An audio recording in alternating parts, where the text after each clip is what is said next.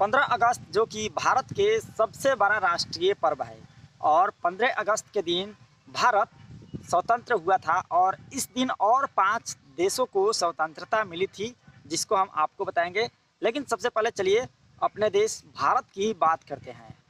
भारत में जब राजा महाराजाओं की यहाँ पर प्रथा चलती थी उस समय भारत में ईस्ट इंडिया कंपनी का आगमन हुआ था। उसके बाद में ईस्ट इंडिया कंपनी ने भारत पर कब्जा कर लिया था और भारत के लोग ब्रिटिश शासन को मानने को मजबूर थे और ब्रिटिश जो शासक थे यहाँ पर भारतीयों के ऊपर अत्याचार भी किया करते थे।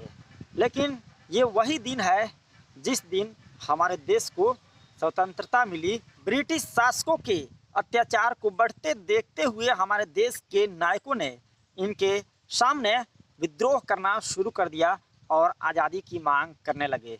अंततः भारत को 15 अगस्त 1947 को पूर्ण रूप से आज़ादी मिल गई और ये आज़ादी हमारे देश के लिए, हमारे इस भारत देश के लिए सबसे बड़ा तोहफा था, जिसके बाद में हम यहाँ पर एक लोकतांत्रिक देश में स्वतंत्र होकर जीने के लिए आज़ाद हैं। लेकिन इससे पहले की जो कहानी थी भारत में बहुत ही दुख और दर्द भरी थी। चलिए आपको बताते हैं कि आखिर 15 अगस्त 1947 के दिन और कौन कौन सा देश था जो कि आज़ाद हुआ था।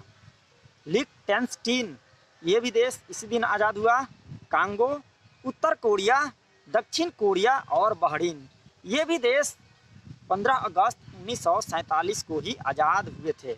निश्चित तौर पर आज का दिन 15 अगस्त का दिन पूरे भारतवासियों के लिए बहुत ही खुशी का दिन है। लेकिन इस लड़ाई में भारतीय जो नौजवान, भारतीय जो नायकों ने शहादत दी, इसको याद करके आज भी भारत के लोगों की आंखें नम हो जाती है।